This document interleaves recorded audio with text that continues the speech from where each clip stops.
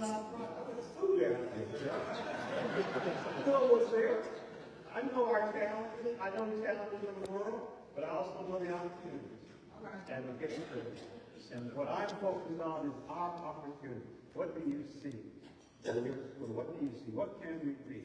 So, again, I'm humble and thankful for all of you. I'm not tired at all. I'm more resigned to getting this done as I was 2 years ago, and the board gave me an opportunity to do it. So, I'm ready to go. Let's go.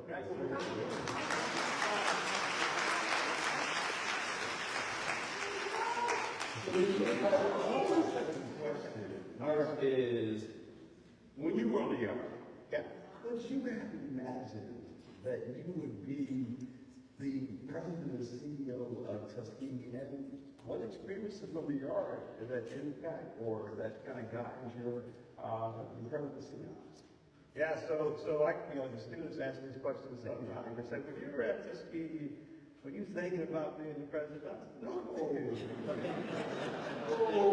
not at all. Don't let me mislead you, please. Don't get it. The reason I understand the student is because I was definitely a student, right? In every aspect of the student. So what was I worried about? I was worried about the line that the old administration goes, they got me to I was worried about getting registered, right? I was worried about making sure I had enough credits to go to the next year. I was worried about statistics because it was hard. Those are the kind of things that I think students think about.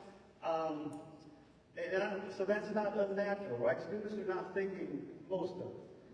They're not thinking 15, 20, 25 years.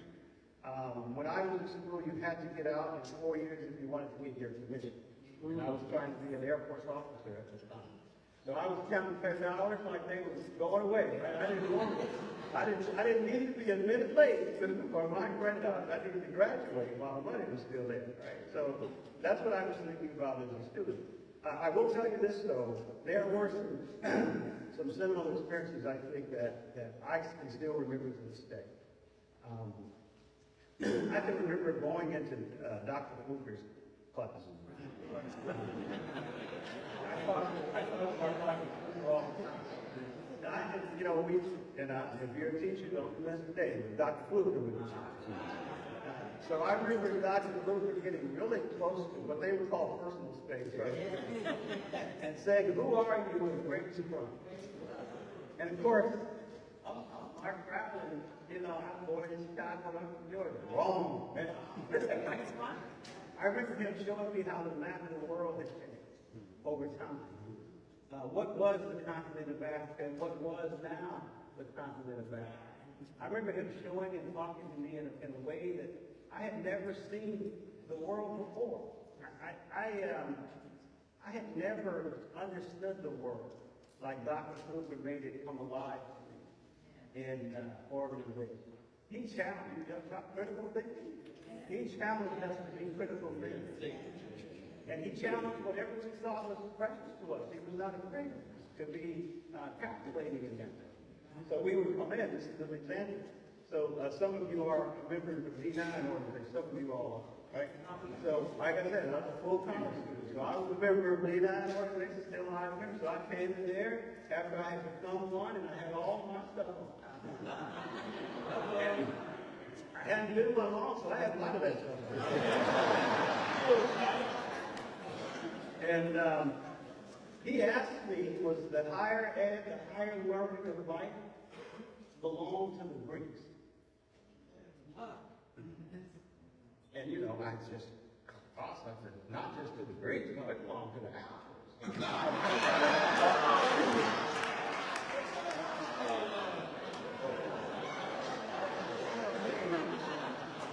Now, I was wrong on this and he continued my education, I would say, on the subject of education and where the world began. But it was things like that that I remember. I remember my friends to this day. I remember the people that I went to school with. Some of them aren't with us anymore. That something about Tuskegee, and you all would understand that your world is this campus, and they become your lifelong friends. And some of them you watch go through all the transitions of life. And it's very special. It's very special. So those are the kind of things I remember. And I also remember I had never seen, in my particular life, in my particular circumstances, so many professional black men as I saw. Tuskegee was run by professional black men.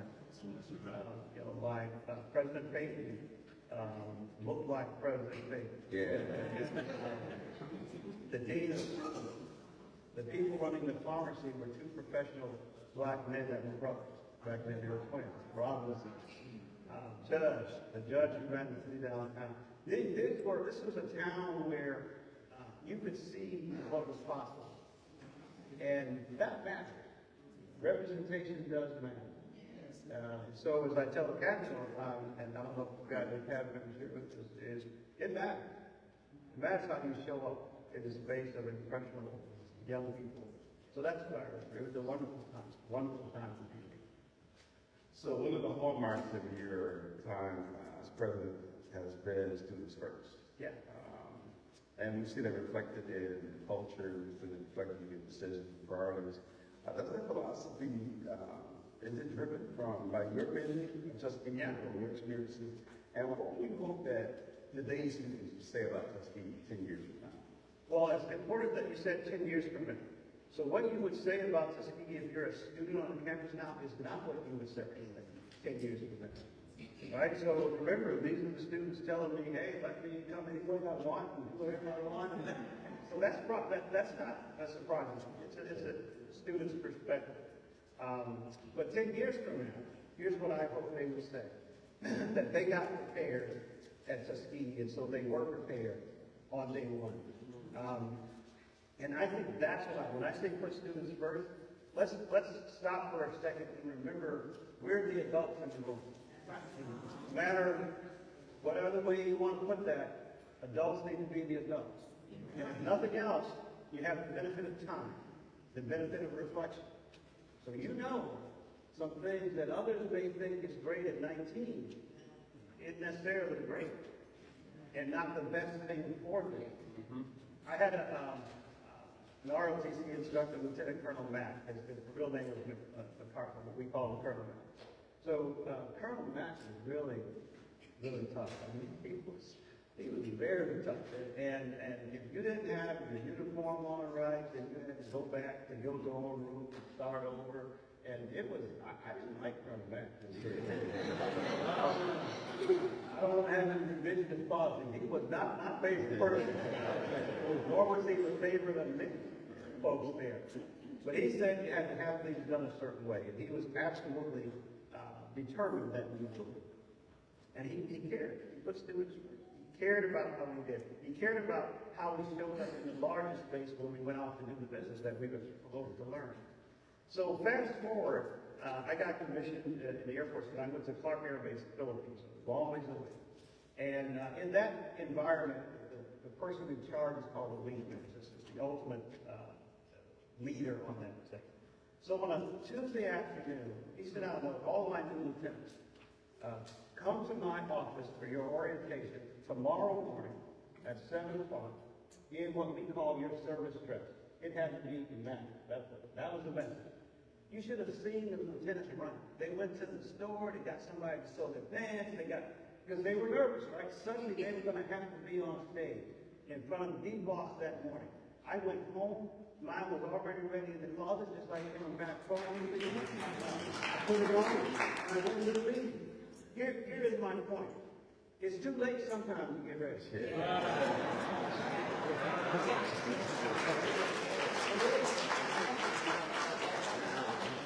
Now it's time to get ready.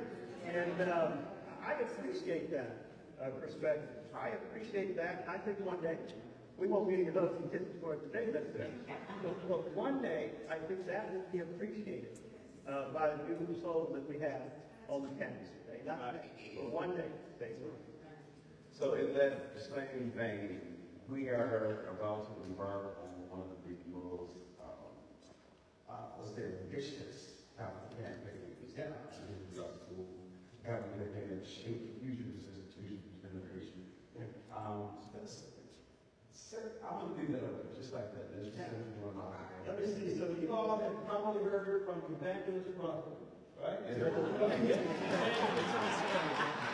is the one we've heard from Ethan that does development, right?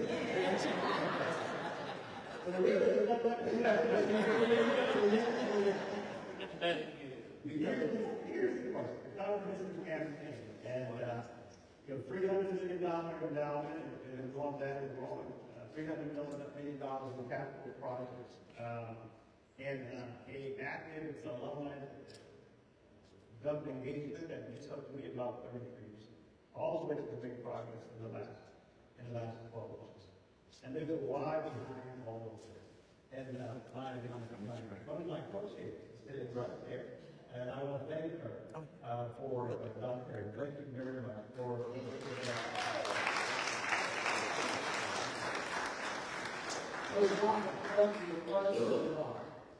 the endowment is important. And why is the endowment is designed in the law of the university? So, 300 million, why is that important? You tell you why it's important. You all have heard this state before. Because if we go to the endowment every year, and get the board of trustees for a certain amount of money, you do that and offset the cost of education for our students. 70 or so % of our students are Pell Grant eligible. The federal government no longer provides grant plus loans for graduate schools unless you are already in. So the year one graduate school, no grant plus loans for those students. The amount of Pell Grant has differed depending on whether your income is like never before. It's been reduced by the federal government.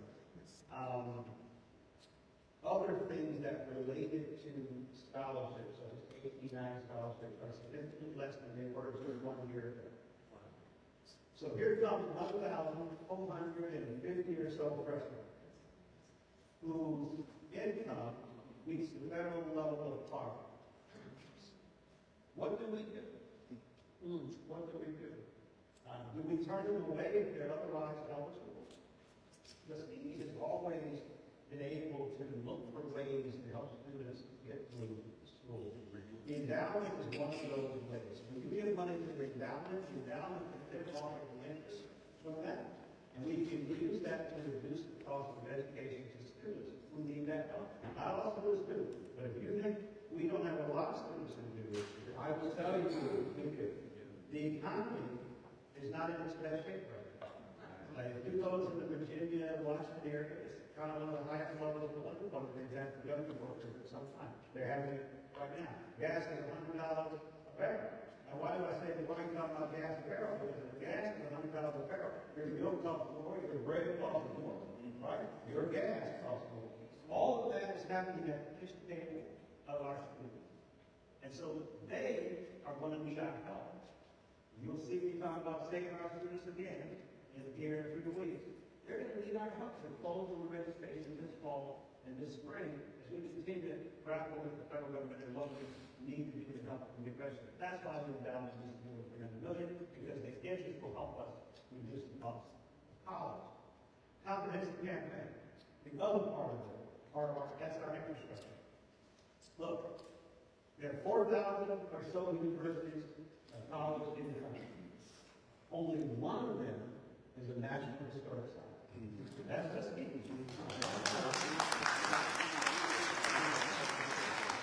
I didn't say it. That means there's some old stuff around here. Some of the buildings are still in. And even the original freshmen is also the original veterans. So you have to, there's work we have to do. And I will tell you, we're doing it, but we're doing it. You can take it off, so this is about building this. I hope by the time we get to our there, you will see the vocation and the growth of the beginning of the ground to enrollment on the college up there. So we went through a legal battle. I'll just tell you on the top of that there, does it? And we won. I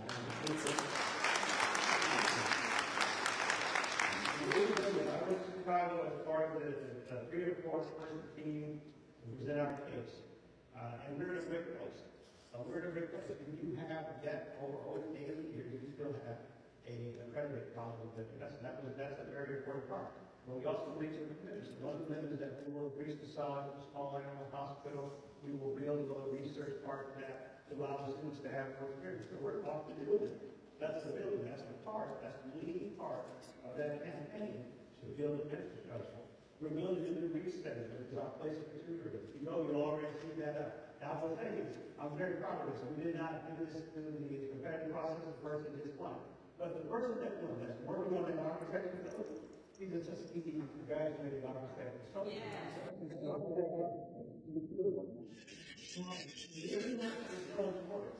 is that important? Why is it important to build that building? So we have a number of students on campus this summer, a record number, that we invited in to take math, chemistry, and also what I call leadership, which is I'm not going to do it now, interpersonal skills. We are preparing those students to develop math and chemistry at high schools that they graduate from. May not have prepared them for college level math and chemistry, even though they're in CPA. They have to do something with their high school GPA. Their classes do not.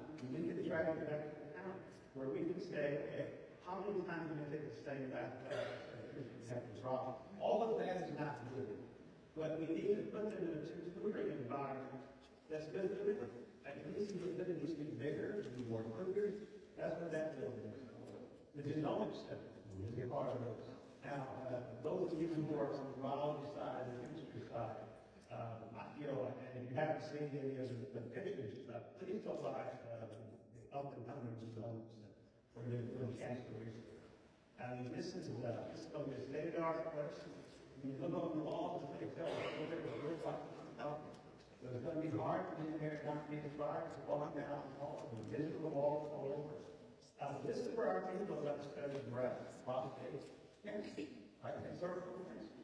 And that's a great project to have. But there are other things we're doing too.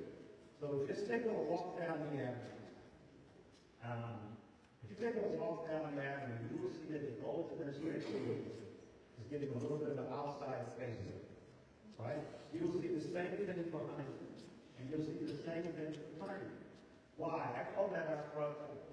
Right? That's our front door. You go down Old Montgomery Road. You want to go back over, give it a second back.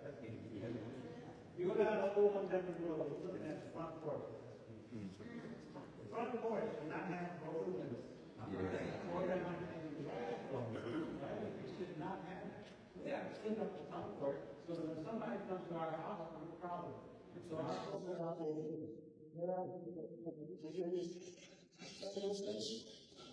spent about $2.4 million in going through.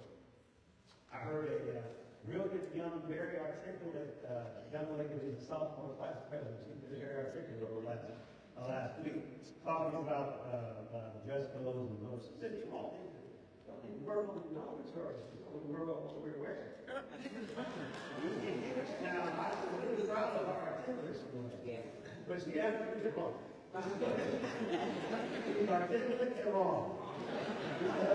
We spent $2.4 million this summer on dormitory rooms. If you go to Banneker and what we call C and D, depending on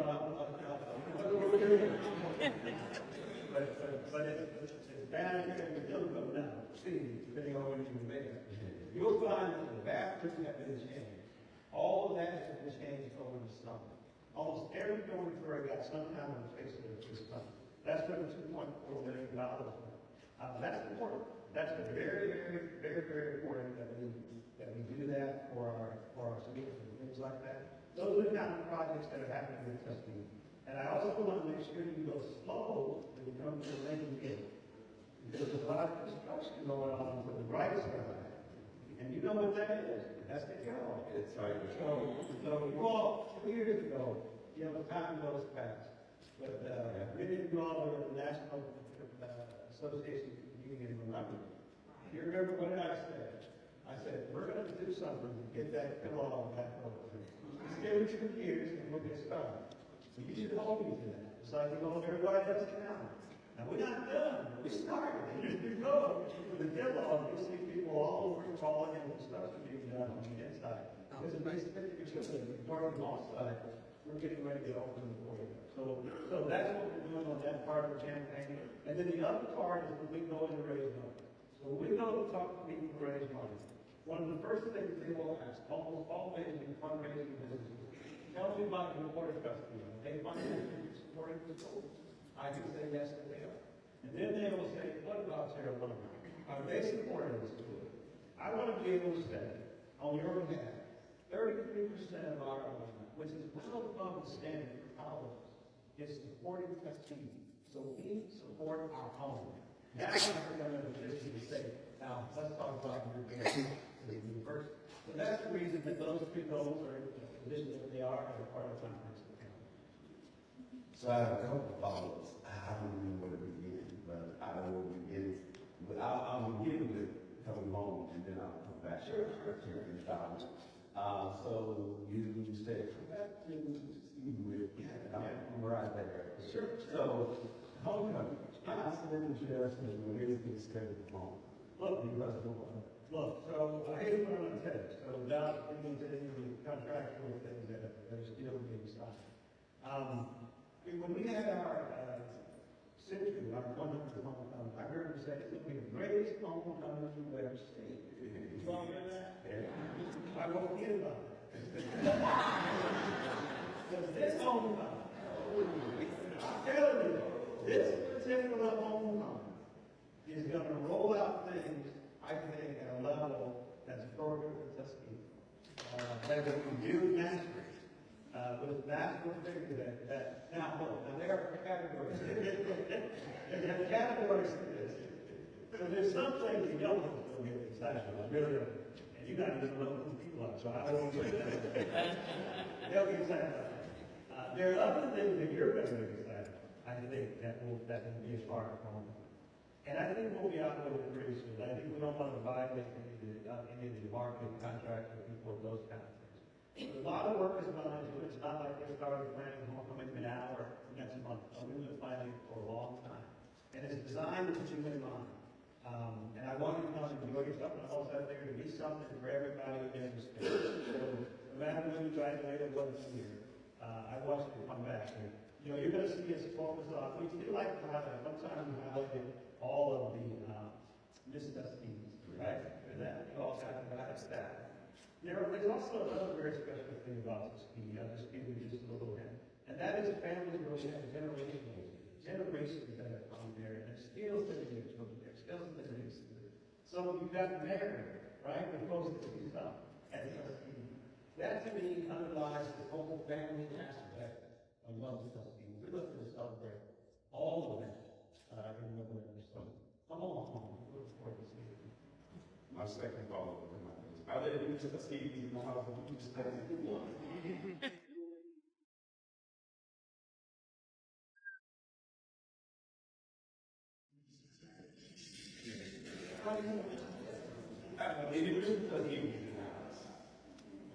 didn't fix it. I didn't fix it.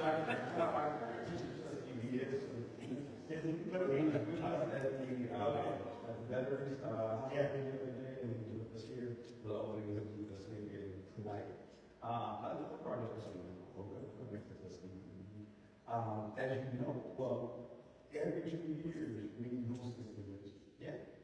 Every other year, every other time we lose that testing. Yeah. In 2028, years scheduled, those start to lose that testing. So I'm going to throw it out there for everyone. So what we going to do about that? So that's a great goal. Thanks, Brad. And while I can't commit to that 100%, I can commit to that we're going to do everything possible to be close to that. That's what we want to be able to do. That's actually what we should do. One of the things that underlies a lot of what we're trying to do is, if you look at the average income of people that work on these campus, you would think this is pretty good for this part of the country. But about 8 cents out of every dime, about 80% of every dime is not spent in this. It's not spent in making it. It's spent down the road. So we gotta change that. We gotta make sure that we give you a way and avenue that's not a sacrifice, but a choice to spend that money in Tuskegee. So we're working on that. And I want to use this, so. I haven't asked that question. I only got in trouble with everybody. It's a fair question. It's a fair question. I'm really sad about the doubt. Yeah. As you know, I've been on Tuskegee with Harvard. Yeah. Harvard's program works if you're under 20,000, anyone who's not under 20,000 dollars, if you get in Harvard, you go to Harvard free. Is that the kind of vision for the animal? It is. It is. And part of that, so endowments help you send people to schools. And again, this is the capital market. There's nothing, capitalism is the most successful thing financially in the world. We think we're participating. Right? There's no question about it. The capitalistic model of investing in growing your endowment and living off the growth of that and never hurts about the principle, that's a wonderful thing. And the first guy having a principle is that. Right? That's a very fundamental aspect of investment. So Stevie wants to grow that principle, so we can do the same thing. But we have a history. You know, we all have a history. And it's hard to break the generational block. I shared this story with folks about George Washington Carver and Tom Weston. And I got the book from Stevie Brackett, right? You all know what I'm talking about. So, if you think about this company, Tom Hudson's peanuts, right? And all the various peanuts that are packaged and sold around the world. Well, before Tom Hudson could do that, he had to figure out a way to preserve the peanut in a plastic bag to sell. Well, we ever got to the peanut butter? He sought out someone who he thought might be able to help him do it. That was George Washington. The genius of George Washington. He worked with his Tom Hudson did it. Tom Hudson gave him some money and he bought it, but he didn't give it a capital investment in Tom Hudson's company. Today, the lineage of that continues to make money. Continues to make money. Not George Washington Carver's ancestor as Tom Hudson. It's time for us to teach our children and our folks how to make sure we're not just a part of the genius and the celebration, but a part of the ownership, the lifelong capital that's gained from that genius. So we need to stop selling our genius. I said something else. So it doesn't surprise me that Harvard and all these others have great endowments, but it doesn't mean that we can't. So our first benchmark is $300 million, but we want much more than that over time. And we're just getting started. I am sure we're going to make our $300 million goal, and I'm sure we're going to go past that.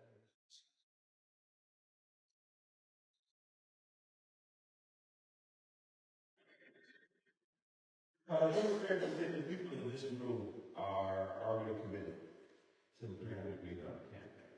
We are committed to giving, we're committed to supporting Tuskegee. A lot of times we've asked, how do we give back to the campus? How do we give back to the campus and contribute? So in addition to financial contributions, we are definitely moving forward. We're having this operating money. In addition to other contributions, what are the other avenues for allowing to give back to the students and give back to the university? Your expertise helps in many ways, right? I always use the example of Dr. Lurie, who is a veterinarian that graduated from Tuskegee from Alabama. He is an advisor to me on the vet school. When I said we went to Chicago for the year, I am not Lurie.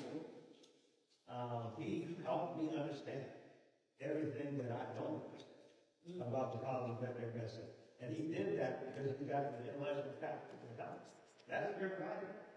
Because someone with his experience could charge us $5,000. I don't know some crazy amount.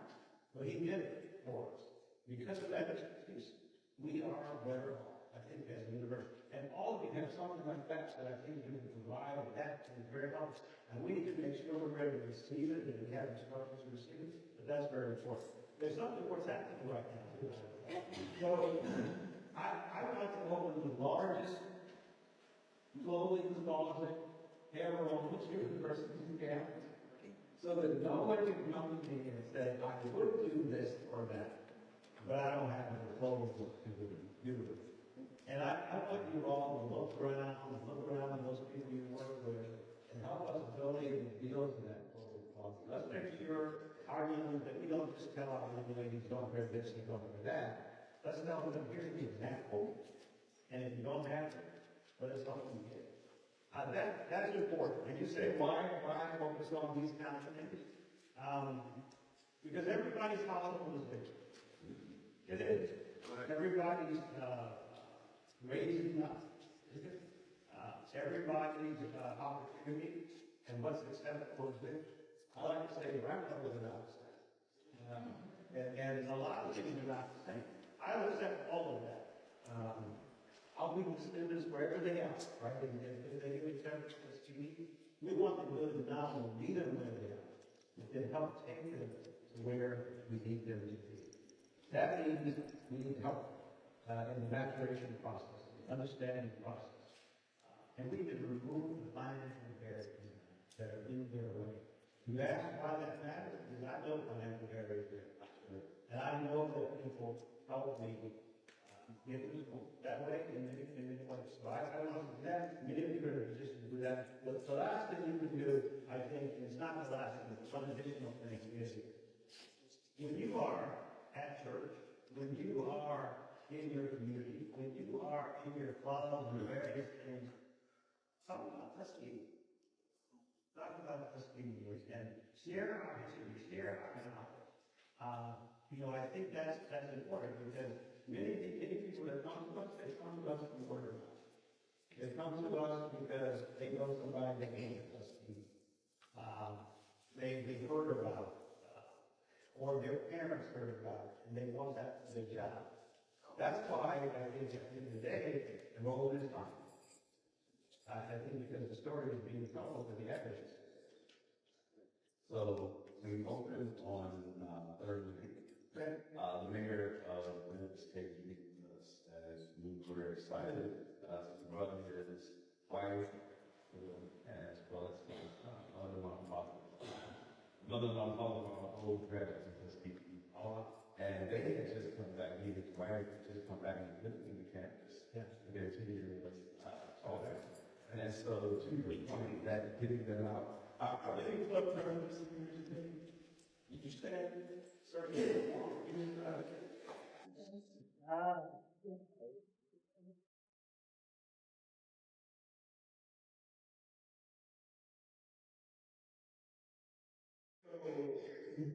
They would just go back home to their hometown and to be moved to visit Tuskegee. What do you want to share with them today? Say, take this back. If there's something specific, or something special, you want to take back. Maybe the mistake and students. I think if you're out there talking about Tuskegee, we got to think about what makes us, like I said, 4,000 schools in the university, like the university system across. What makes us different? We are focused on outcomes. Outcomes. I believe that everyone in the world can be favored of another graduate went across the stage, just a couple of months ago, but today. Over 70% of them already had one come in the university. Upwards of 90% of the numbers come in already had their employment or graduate school set, right? And then I think it is 83% of the freshmen that started last year and back to their sophomore year. In the world of higher education, that's amazing.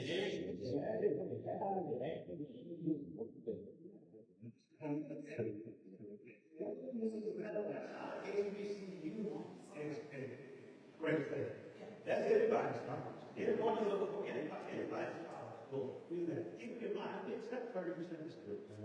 So it's not like we accept 3% so great and all the rest of it. No, we accept 30% across the country. Most of them in your educational journey at that following level or close to it. Yet you can make those statistics. That's the magic that you see. That's the secret sauce. And I don't know a parent, I've never talked to a parent that said, I just want my son and daughter to come there, have a good time, and then come on back.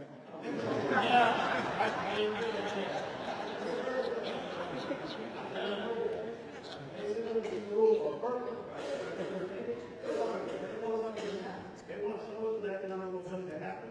And when they get done, they want to be ready to go to something right.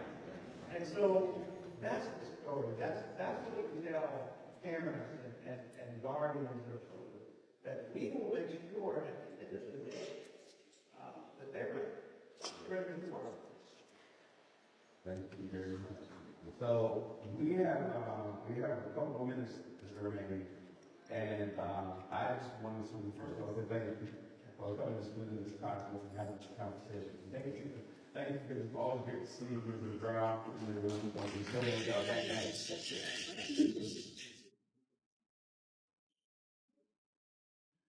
You know that your goggles, our space is very important. One of the this evening, and I'm going to hold it at the bottom. So, it's not going to be a very and this, Let's say something about the black guy. Yeah. Microphone. Just So we're going to say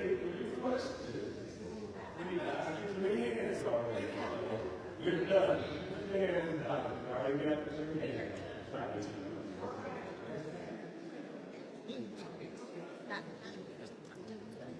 First of all, Dr. Brown, I want to thank you in expressing confidence in me to serve as a co-chair for the Grand Comprehensive Campaign. And we're going to stay there on it because we're going to achieve it. It will be achieved. All right? With the alumni, what was behind me? Oh, what a beautiful, beautiful group you are. We are going to begin the achievement. And then when you get back to your destinations, you're going to continue and get others involved. You have a letter from me as co-chair. Please, please follow the instructions. You said 33%, I said 30 to 40% alumni participation. We have to do it, ladies and gentlemen. Alumni, we have to do it. We will do it. We shall do it. Now, as I mentioned last evening, if you have any suggestions as to how I might coordinate, in fact, I'm having a conference call with Dr. Winston and Lionel Richie. We're not going to be out here on our own. No. We're going to be a united co-chair team. Tuskegee will achieve the 80,000, 300 million. I don't even know how to write it. Let me also say to you, Dr. Brown, that the Divine Nine Captain, stand up wherever you are. Divine Nine Captains, stand up wherever you are. Divine Nine Captains. We have Divine Nine Captains who are soliciting this week, and here's the deal. The sorority that brings in the highest amount, I will match it. And the fraternity that brings in the highest amount, I will match it. I don't know, I think I'm gonna have to go get a job. But it's all for Tuskegee. And finally, what you declared a few weeks ago about the dress code, that was nothing new. We always have a dress code in Tuskegee. And I would like for the Tuskegee alumni delegates to please stand and join you in your vision and the enforcement of a continuation of the dress code at Tuskegee. Join me, please, alumni. Please stand and join me. Alumni, if you support, and if you don't support it, don't stand. If you support it, stand. If you support it, stand. And God, keep your feet. We are returning to Tuskegee. To you! I literally lost control of the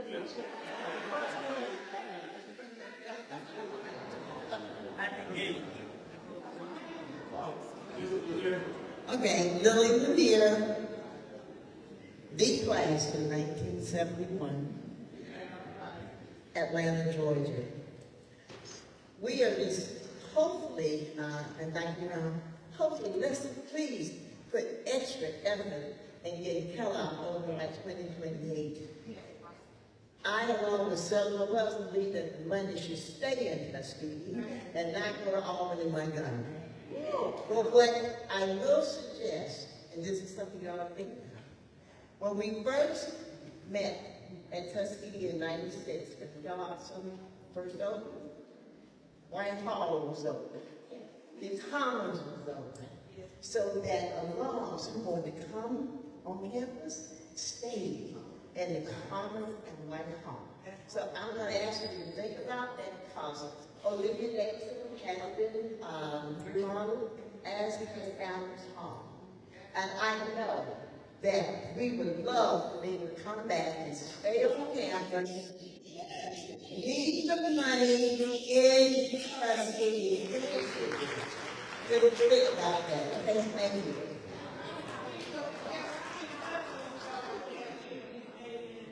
I'm welcoming y'all to come back, because I remember we had that convention. Hey, Charlie turned himself, screaming, "Come out!" And we fixed those y'all. We want you to come back.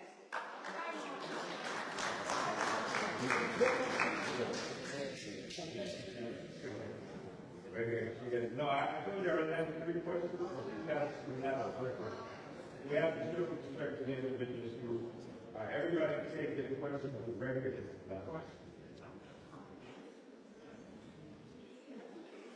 Good morning, Dr. Brown. Jennifer Scoggins, President of the Dallas Fort Worth Club. My question is regarding attendance. I know it's amazing that we're having a 32-year high, but with us doing dormitory renovations and some being torn down, I guess the question is kind of a couple of years ago we were told like that sweet spot in attendance was I think like 3,150, and that was what we could accommodate on campus. But we're accepting more knowing that we don't currently have the space for those students to stay. So what's kind of the plan with that? Why are we accepting more than we can accommodate? So what I would tell you, that's a good question, if I can stick on problem. So, on-campus occupancy at both colleges is somewhere between 30 and 50%, depending on if you are a public college or a private college, and that's really what colleges attempt to do, right? So we're higher education, we're not a hotel industry per se. But at Tuskegee, we provide colleges for up to 80% of our schools, well above national average.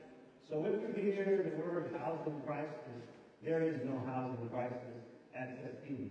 What we've done, and I believe it is absolutely working, is we have contracted with apartment complexes in all, and we have a whole other series, right, of transportation that we put online that buses them back and forth every day.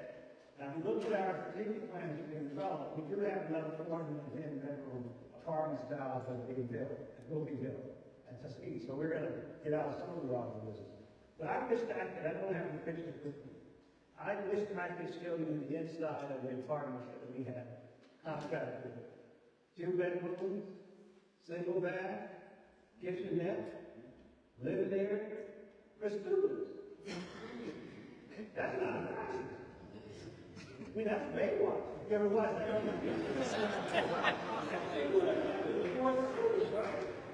And if you can get on Tuskegee provided transportation and be on campus in 25 minutes and have that run all the way from 7 o'clock at night, just tutoring area, it's that area.